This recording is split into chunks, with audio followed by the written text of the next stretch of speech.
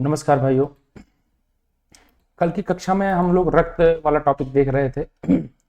72 number question था। Sorry. तो इन 72 number question में हम कोई काम इंपॉर्टेंट आ गया, चलिए हम छोड़ करके चले गए थे। तो आज हम देखते हैं 72 नंबर क्वेश्चन में लिख रहा है कि मानव शरीर में रक्त का आयतन शरीर के भार का लगभग कितना परसेंट होता है। तो 7% राइट आंसर होता है। ठीक है, ये आबकारी सिपाही में आया है और ग्राम विकास अधिकारी या ग्राम पंचायत अधिकारी में भी पूछा गया है क्वेश्चन। तो एक वयस्क मानव शरीर में 5 से 6 लीटर रुधिर या खून पाया जाता है। मैंने आपको कल के टॉपिक में बताया था कि रुधिर दो प्रकार, मतलब रुधिर के दो भाग होते हैं, दो चीजों से मिलकर के बना होता है। एक होता है प्लाज्मा, रुधिर प्लाज्मा, और दूसरा होता है रुधिर कणिकाएं। ठीक है, प्लाज्मा में 90% जो होता है वो जल होता है और शेष 10% कार्बनिक अकार्बनिक जो होते हैं लवण पाए जाते हैं। ठीक है, पदार्थ पाए जाते हैं। और दूसरा जो होता है जो रुधिर कणिकाएं होती हैं। ठीक है, और ये प्लाज्मा का जो है ये 60% पाया जाता है। ठीक है, 60 से 65% में, बाकी 40 से 45% जो 60 से 55% पाया जाता है और 40 से 45% आपकी रुधिर कणिकाएं पाई जाती हैं। 3 प्रकार की रुधिर कणिकाएं होती हैं, लाल रुधिर कणिकाएं, श्वेत रुधिर कणिकाएं और रुधिर प्लेटलेट। ठीक है, तो आपको पता होगा कि हमारे शरीर में पूरे शरीर के भार का 7% जो है रक्त हमारे शरीर में पाया जाता है। 5 से 6 लीटर होना चाहिए। और एक स्वस्थ मनुष्य के अंदर जो होता है 15 से 16 mmHg जो होता है वो आपका रक्त होना चाहिए और महिलाओं में 13 से 14 होना चाहिए। ठीक है, इतना मैंने कल आपको बताया हुआ था। ठीक है, तो उसी में देखिए जो शरीर का भार का 7 से 8% या आयतन का 1/13वां भाग होता है। रुधिर अणुओं में पाए जाने वाले हीमोग्लोबिन के कारण लाल होता है। और रक्त 2 प्रकार के कण होते हैं, प्लाज्मा और रुधिर अणु। मैंने आपको एक चीज और बताया था कल की जो हीमोग्लोबिन होता है उसमें हीम नाम का जो है रंजक पाया जाता है, ग्लोबिन नाम का प्रोटीन पाया जाता है। चलिए आगे बढ़ते हैं। एक वयस्क व्यक्ति में लाल रक्त कोशिकाओं की सामान्य संख्या जो होती है वो कितनी होती है। मिलियन प्रति mm³ के आकार में इसको निकाला जाता है। राज्य मंडी परिषद का ये क्वेश्चन है। तो यहाँ पर आंसर होगा 4 से 4.5 से 6.5 लाख या 4.7 से 6.2 लाख के बीच में जो होता है ये पाया जाता है। तो लाल रक्त कोशिकाएं आरबीसी या एरिथ्रोसाइट इसको कहते हैं। एरिथ्रोसाइट या लाल रुधिर कणिकाएं इसको कहा जाता है। या छोटी, चपटी या गोल या उभयावताल की आकार की होती हैं। आप इसको उभयावताल आकार का बोल सकते हैं। ठीक है, इनमें केंद्रक नहीं पाया जाता है। क्यों केंद्रक नहीं पाया जाता है? क्योंकि इनके ये ऑक्सीजन का वहन करती हैं, इसलिए इनमें केंद्रक नहीं पाया जाता है। अगर केंद्रक होगा तो खाली स्थान हो गए तो वह ऑक्सीजन लेके जाएंगे कहाँ पे? तो ऊंट या प्लाज्मा के आरबीसी को छोड़कर ऊंट या जो लामा होता है उसके आरबीसी में केंद्रक पाया जाता है। तो यह भी एक एक्सपेंशन है, आप जान लीजिएगा। तो एक स्वस्थ वयस्क प्रकृति जो है ऐसी कोई चीज नहीं है जो वो ढाल करके, बहुत बड़ी वैज्ञानिक है प्रकृति, आप इसको जान लीजिए। अब तक आप लोग देख रहे थे कि आरबीसी में केंद्रक नहीं पाया जाता, लेकिन देखिए ऊंट और लामे में दे दिया गया, वो भी जीवित हैं, जी रहे हैं, बेहतर तरीके से जी रहे हैं। तो आपको लगता है कि ईश्वर से बड़ा कोई जो है वैज्ञानिक है? नहीं है ना। तो एक स्वस्थ वयस्क मनुष्य शरीर के अंदर इसकी जनसंख्या जो होती है 4.6 से 7.2 मिलियन प्रति घन मिलीमीटर होती है। इनका जीवन काल 120 दिन होता है। ये कहाँ बनती हैं? तो बनती हैं आपकी अस्थिमज्जा में। ठीक है, हड्डियों के बीच वाले पार्ट को अस्थिमज्जा कहते हैं। और मरती कहाँ पे हैं? तो प्लीहा में मरती हैं। ठीक है, प्लीहा क्या होता है? पेट के ऊपरी भाग पर प्लीहा होता है। ठीक है, तो प्लीहा में जाकर के ये मरती हैं, इसलिए आरबीसी का कब्रगाह भी प्लीहा को बोला जाता है। ठीक है, आगे बढ़ते हैं। 74 नंबर क्वेश्चन देखते हैं। मानव हृदय का सबसे बड़ा और सबसे मजबूत कक्ष कौन सा होता है? देखिए, मानव हृदय की 4 कक्ष होते हैं। ठीक है, एक 2 इस तरफ और 2 इस तरफ होता है। ठीक है, तो दाहिना निलय, बायां निलय और उसके बाद बायां अलिंद, दाहिना अलिंद। तो 2 निलय होते हैं और 2 अलिंद होते हैं। ठीक है, तो यहां पर आंसर होगा बायां निलय। मनुष्य के हृदय 4 कोष्ठीय कक्ष होते हैं। ठीक है, जो कि दायां और बायां अलिंद और निलय में विभाजित होते हैं। ठीक है, हृदय का सबसे बड़ा और मजबूत कक्ष बायां निलय होता है। इसमें ऑक्सीजन युक्त रुधिर होता है, या इतने वेग से रुधिर को महाधमनी तक भेजता है कि महाधमनी का मतलब होता है सुपीरियर वेना कावा। ठीक है, कि वह पूरे शरीर तक पहुंच जाता है। ठीक है, 75 नंबर क्वेश्चन देखते हैं। उपवास के बाद रक्त शर्करा का स्तर डैश होने की स्थिति को प्री डायबिटिक माना जाता है। तो यहाँ होगा 100 से 125। ठीक है, आंसर देखते हैं। व्रत या उपवास के बाद यदि शर्करा का स्तर 100 से 125 तक पहुंच जाता है तो इस स्थिति को हम प्री डायबिटिक नाम से जानते हैं। ठीक है, देखिए प्री डायबिटिक होता क्यों, जो हमारे लीवर में डिस्टर्बेंस होता रहता है। ठीक है, तो लीवर तो सबसे बड़ा ऑर्गन है हमारे शरीर का, जब ये डिस्टर्ब होता है तो ये फंक्शन सारे शरीर के जो जितने भी जहर वगैरह हैं यही सोखता है। तो ये कंडीशन लीवर के डिस्टर्बेंस के कारण होता है, जिसका फैटी लीवर होता है और वो पेट में झोल-झाल कर देते हैं, जिस कारण जो है ये दिक्कत होती है, क्योंकि ये ग्लाइकोजन को अपने में समेट पाता है और जब ये वहाँ पर जाता है तो ये पहले से ही समेट करके रखा है, तो और जो है वो ग्लाइकोजन को बदलने में काम नहीं कर पाता, इसलिए कहता है कि भाई हम स्टोर नहीं करेंगे, तो ज़्यादा से ज़्यादा आप जो है ग्लाइकोजन जो बनेगा आपकी फैट में कन्वर्ट हो जाएगा, वो फैट में जाकर के स्टोर हो जाता है। जब फैट में स्टोर होगा तो बन जाएगा, अब चूंकि शरीर आपका सेल का बना हुआ है तो हो जाएगा आपका इंसुलिन रेजिस्टेंस। कोई चीज़ आप खाएंगे, इंसुलिन रेजिस्टेंस में सबसे बड़ी मुझे हुआ था, मैं इस चीज़ को जान रहा हूँ। आप इसमें होता क्या है इंसुलिन रेजिस्टेंस में, कि आप जब कोई भी चीज़ खाएंगे तो लगेगा कि आप कुछ खाए ही नहीं, कुछ देर बाद आपको फिर भूख लग जाएगी, एकाएक एनर्जी ड्रॉप आउट हो जाएगा, कम हो जाएगा, आप जाके लेट जाएंगे। ठीक है, तो ये कंडीशंस होती है। तो प्री डायबिटिक से पहले क्या होता है, इंसुलिन रेजिस्टेंस होता है, और उसके बाद प्री डायबिटिक होती है।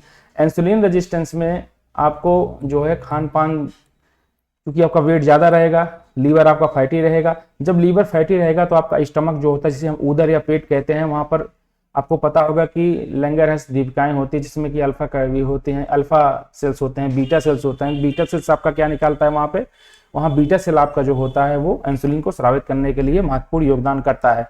और वो इंसुलिन को जब स्रावित करता है तो इंसुलिन तो स्रावित पूरे शरीर में होती है, लेकिन कंडीशंस क्या होता है इसमें कि इंसुलिन जो है आपके जो सेल होते हैं इंसुलिन को एक्सेप्ट नहीं करते हैं और ग्लूकोज को ग्लाइकोजन में नहीं कन्वर्ट करते हैं, वो सीधा का सीधा उठा करके बाहर फेंकते रहते हैं मूत्राशय के माध्यम से। ठीक है, इससे आपके पेशाब में जब होगा आपका रक्त शर्करा आने लगता है, और इससे आपके वहां पर आसपास चींटियां लगने लगती है। इससे पता चलता है कि जो है आपको प्री डायबिटिक है या डायबिटिक हो जाते हैं। एक कंडीशन तो ये है। दूसरा कंडीशन ये है कि आप ग्लूकोमीटर से नापिए, यदि आपका डायबिटिक जो है 100 से 125 के बीच में, तो आप प्री डायबिटिक हैं। ठीक है, उपवास के बाद, खाने के बाद यदि आप 120 या 125 तक आप हैं तो आप जो है डायबिटिक नहीं है। अब तो नया नॉर्म आ गया है कि जिसका भी डायबिटिक 140 के नीचे है, WHO का है, वो डायबिटिक नहीं है। ठीक है, तो नए नए कंडीशंस आ गए हैं, क्योंकि आपको पता होगा कि हम जो गेहूं खाते हैं उसमें ग्लूटीन रेजिस्टेंस होता है, उसके कारण भी डायबिटिक वगैरह के जो है चांसेस बन जाते हैं। स्ट्रेस से डायबिटिक वगैरह होता है, तो बहुत से कारण हो सकते हैं। डायबिटिक भी दो होता है, एक होता है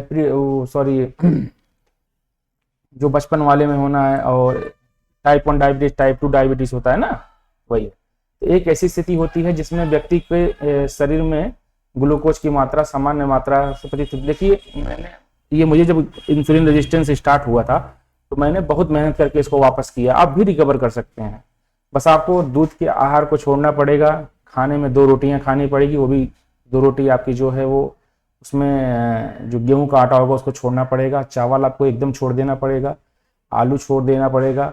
ये सबसे कंडीशंस जब आप छोड़ेंगे तभी आपको, सलाद आपके हर भोजन मील में होना चाहिए, खाने 2 टाइम होना चाहिए, खाने के बाद आप चलना चाहिए, खाने से पहले आपको चलना चाहिए, 1.5 घंटे 2 घंटे आपको दिन भर में चलना ही चलना है।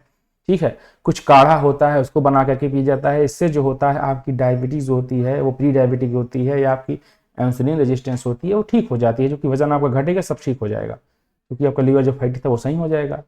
तो प्री डायबिटीज में एक व्यक्ति को डायबिटीज तो नहीं होती है, लेकिन इसमें होने की संभावना बनी रहती है। दूसरे शब्दों में यह कह सकते हैं कि डायबिटीज होने के पहले लक्षणों के कारणों को प्री डायबिटीज कहा जाता है। तो आई होप ये समझ में आ गया, मैंने आपको बहुत अच्छे तरीके से समझाया है। ठीक है, 76 नंबर क्वेश्चन देखते हैं। रक्त में श्वेत रक्त कोशिकाओं की सामान्य संख्या कितनी होती है? तो रक्त में यहाँ आंसर होगा 4.5 से 10,000 प्रति मिलियन मीटर क्यूब होता है। ठीक है, तो रक्त में श्वेत रक्त कोशिकाओं की सामान्य संख्या लगभग 5 से 10,000 प्रति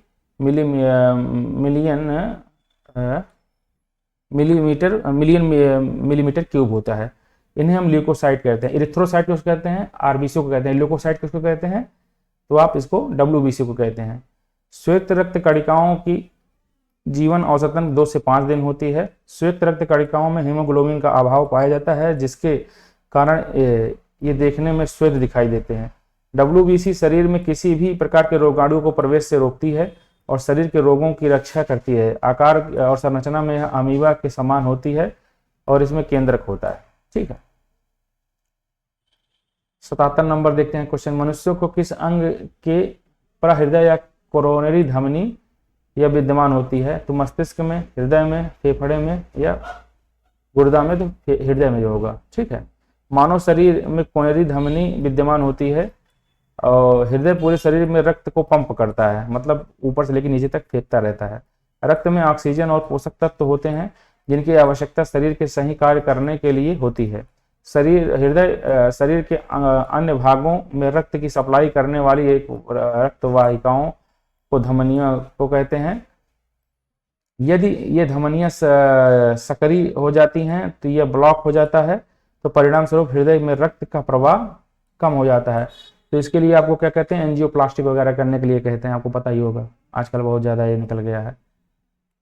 अगर इसमें होता क्यों है ये इसको, तो ये आप जब कोलेस्ट्रॉल ज़्यादा लेंगे, ट्राइग्लिसराइड बढ़ जाएगा, तो कंडीशंस आपको सामने आते हैं। तो वह तत्व जो रक्त में नहीं पाया जाता है कौन सा है? तो लोहा तो पाया जाता है, तांबा भी पाया जाता है भाई, मैग्नीशियम भी पाया जाता है, क्रोमियम नहीं पाया जाता है। स्टेनलेस स्टील को में क्या है? तो copper, zinc, nickel, chromium. Copper, zinc, nickel, chromium. ठीक है। स्टेनलेस स्टील में पाया जाता है। क्रोमियम जो होता है वो क्या होता है? नहीं पाया जाता है। रक्त एक तरल संयोजी ऊतक है जो परिसंचरण तंत्र का भाग अच्छा, रुधिर परिसंचरण तंत्र की खोज किसने की थी? मैंने कल क्वेश्चन बताया था, विलियम हार्वे थे। औसतन 70 किलोग्राम वयस्क के व्यक्ति में 5 से 6 लीटर रुधिर होता है और शरीर का भार का लगभग 7 से 8% आयतन लगभग 1/13वां भाग होता है। रुधिर अणुओं में पाए जाने वाले हीमोग्लोबिन में हीम नामक रंजक पाया जाता है और लौह युक्त प्रोटीन से बना हुआ होता है ये, और जिस कारण इसका रंग लाल हो जाता है। रुधिर कुछ क्षारीय होता है। 7.4 से 7.8 तक इसका पीएच वैल्यू होता है। रुधिर की उत्पत्ति मेसोडर्म से होती है। यह अस्पष्ट भागों में प्लाज्मा तथा रुधिर अणुओं में बांटा गया है। ठीक है। प्लाज्मा क्या होता है? तो प्लाज्मा रुधिर एक आधारभूत मैट्रिक्स है जो कुल रुधिर का 55 से 60% भाग होता है। प्लाज्मा 2 प्रकार के पदार्थों से मिलकर के बना होता है। कौन कौन से? तो 90% इसमें जल होता है और 10% जो होता है उसमें अन्य कार्बनिक और कार्बनिक लवण होते हैं, तत्व होते हैं, पाए जाते हैं। अकार्बनिक पदार्थ क्या होता है? Sodium chloride, sodium bicarbonate, potassium, calcium, iron, लोहा, कॉपर, यही सब अकार्बनिक पदार्थ होते हैं। कार्बनिक पदार्थ में प्लाज्मा, प्रोटीन, तांबा पदार्थ, हार्मोन्स आदि होते हैं।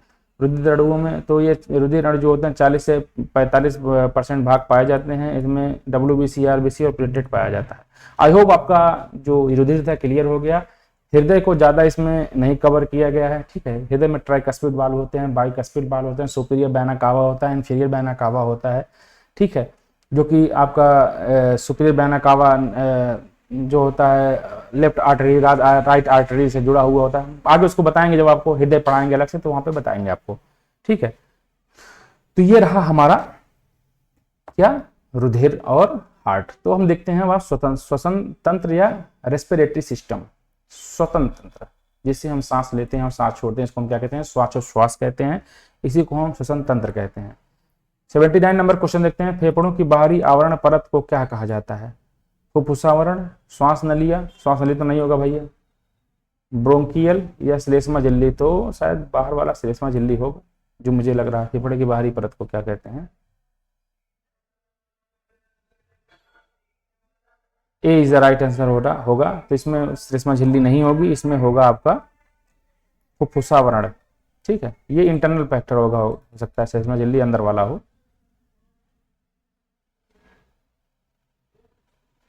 देख लेते हैं। फेफड़ों के बाहरी आवरण या की परत को हम क्या कहते हैं? फुफ्फुसावरण कहते हैं। अब देखो मैं इसको पढ़ ले रहा हूं तो मैं इसको अब नहीं भूलूंगा। फुफ्फुसावरण कहते हैं या प्लेरेरा कहते हैं, प्लेउरा कहते हैं। यह फेफड़ों के बाहरी आघात से बचाने का कार्य करता है और प्रत्येक फेफड़े दो झिल्लियों की ऐसे आवृत होता है रहता है, जिसे हम प्लूरा कहते हैं। वह आवरण या वक्ष तथा डायाफ्राम के पास रहता है, जिसे हम पैरेटाइल फ्लोरा कहते हैं। जबकि आंतरिक झिल्ली को हम फेफड़ों की घनिष्ठता में घेरती रहती है, उसे हम विसरल प्लूरा कहते हैं। इन दोनों झिल्लियों के मध्य स्थान को प्लूरल स्पेस या प्लूरल स्पेस भी कहते हैं, जो कि एक तरल पदार्थ से भरा हुआ होता है। ठीक है। और फेफड़े के जो पैमाना होता है उसे हम क्या कहते हैं, तो एल्बुलाई होता है। एल्बुलाई क्या होता है, फेफड़े के अंदर छोटी छोटी कोशिकाएं नलियां पाई जाती हैं, जिनके माध्यम से जब हवा जाती है, इसमें कई प्रकार के, अगर आपको पता होगा कि PM2.5 होता है, पाइप होता है, PM10 होते हैं। ये फेफड़े के जो एल्बुलाई होता है इसको भी ये नहीं रोक पाता, या क्रॉस हो जाता है। तो फेफड़े का जो एल्बुलाई होता है ये क्या कहता है, हवा को छान करके जो है वो रक्त तक भेजता रहते हैं। ठीक है। ऊर्जा का सिक्का किसे कहते हैं, तो ATP को कहते हैं, एडेनोसिन ट्राइफॉस्फेट को कहते हैं। माइटोकॉन्ड्रिया हमारे अंदर एक पाया जाता है, आपको पता होगा, सेल। ठीक है, सेल कोशिकांग होता है। तो माइटोकॉन्ड्रिया ये शरीर में क्या होता है, कोशिका के पावर हाउस होता है। यहाँ पर कोशिका जो होती है, यहाँ पर सारी एनर्जी उत्पन्न होती है। जब हम किसी ग्लूकोज को लेते हैं, C6H12O6 को, और H2O के साथ क्रिया करती है पानी साथ, तो क्या C6H12O6 + 2 ATP ऊर्जा प्राप्त होती है ना। तो यही इसका एक सूत्र है। तो उसी के माध्यम से आप जानते रहिए कि ATP हो जाए ऊर्जा का सिक्का कहा जाता है ये। और माइटोकॉन्ड्रिया को क्या कहा जाता है, शरीर की सेल का, ऑर्गेनेल का क्या कहा जाता है, उसको ऊर्जा घर कहा जाता है, क्योंकि हमारे शरीर में सारा चीज ऊर्जा का ही खेल है। आपको पता, मैं बता देना चाहता हूँ कि जो माइटोकॉन्ड्रिया होता है ये पुरुष के अंतर्गत नहीं पाया जाता है, हमको ट्रांसफर होता है माता से। ठीक है, तो इसको भी जानते रहिएगा। जीवित कोशिकाओं में ऊर्जा उत्पन्न करने वाली तथा ऊर्जा को उपभोग करने वाली क्रियाएं निरंतर चलती रहती हैं। भाई जो होगा, ऊर्जा उत्पन्न होगा, ऊर्जा को उपभोग किया जाएगा। एक पदार्थ ग्लूकोज में संचित ऊर्जा से दूसरे पदार्थ प्रोटीन का निर्माण होता है। एक पदार्थ ग्लूकोज से संचित ऊर्जा से दूसरे पदार्थ में प्रोटीन का निर्माण होता है, जिसका उपयोग कोशिकाएं दूसरे कार्यों के लिए करती हैं। कोशिका में अस्थायी रूप से ऊर्जा संचयन एडेनोसिन ट्राइफॉस्फेट ATP के रूप में होता है, और श्वसन क्रिया में कार्बोहाइड्रेट, प्रोटीन और वसा के ऑक्सीकरण द्वारा निष्कासित ऊर्जा ADP और कार्बनिक फास्फेट, एडेनोसिन डाइफॉस्फेट्स को बोलते हैं, से ATP संश्लेषण के प्रयोग हो जाती है। इस प्रकार श्वसन में ऊर्जा ATP के रूप में संचित होती है। अतः स्पष्ट है कि ATP पदार्थ से ऊर्जा लेकर दूसरे पदार्थ में ऊर्जा देकर मध्यस्थता का कार्य करता है। ठीक है, एक पदार्थ से ऊर्जा लेता है, दूसरे पदार्थ से ऊर्जा देता है, इसी क्रिया को हम ATP कहते हैं, और इसी कारण ATP को ऊर्जा का सिक्का भी कहा जाता है। तो आप पूछ सकते हैं कि सेलों में ऊर्जा का मध्यस्थता कौन करता है, तो ATP करता है। जान लीजिए, क्वेश्चन पूछ लेते हैं, कठिन क्वेश्चन है लेकिन पूछ लेंगे। मनुष्य के उस अंग या भाग की पहचान करें जो श्वसन प्रक्रिया से संबोधित नहीं है। वायुकोष्ठीय, केशिकत्व, ये तो केशिकत्व तो नहीं है, ये तो केश नली वाला होगा शायद। फुफ्फुसावरण जो आपका बाहरी परत होता है, आपको पता ही होगा, मैंने पहले ही बताया था, प्लूरा। वायुकोशिका एल्बोलाई होता है, आपको मैंने बताया था, ये शरीर के हवाओं को साफ करता है, ये भी है। और सूक्ष्म श्वास नली या ब्रोंकियोल, ये भी जो है आपका फेफड़े का ही भाग होता है। जबकि केशिकत्व या उत्सर्जन तंत्र से संबंधित है, जो कि किडनी की प्रमुख भाग है। ठीक है, और केशिकत्व या ग्लोमेरुलस कोशिकाओं का एक अच्छा गुच्छा है, जो वे कि किडनी के नेफ्रॉन आरंभ से स्थिति में होता है। आपको पता होगा कि किडनी का जो इकाई होता है, क्या होता है, नेफ्रॉन होता है। किडनी को नेफ्रोलॉजी के अंतर्गत देखा जाता है। ठीक है, और रक्त से मूत्र को अलग करने के लिए यह इसका पहला चरण होता है। तो रक्त से जो मूत्र को अलग किया जाता है वो कौन करता है, तो केशिकत्व करता है। ठीक है, तो बस आज के लिए इतना है, क्योंकि कल हमारा टॉपिक फिर दूसरा होगा, क्योंकि अब ये वाला टॉपिक जो है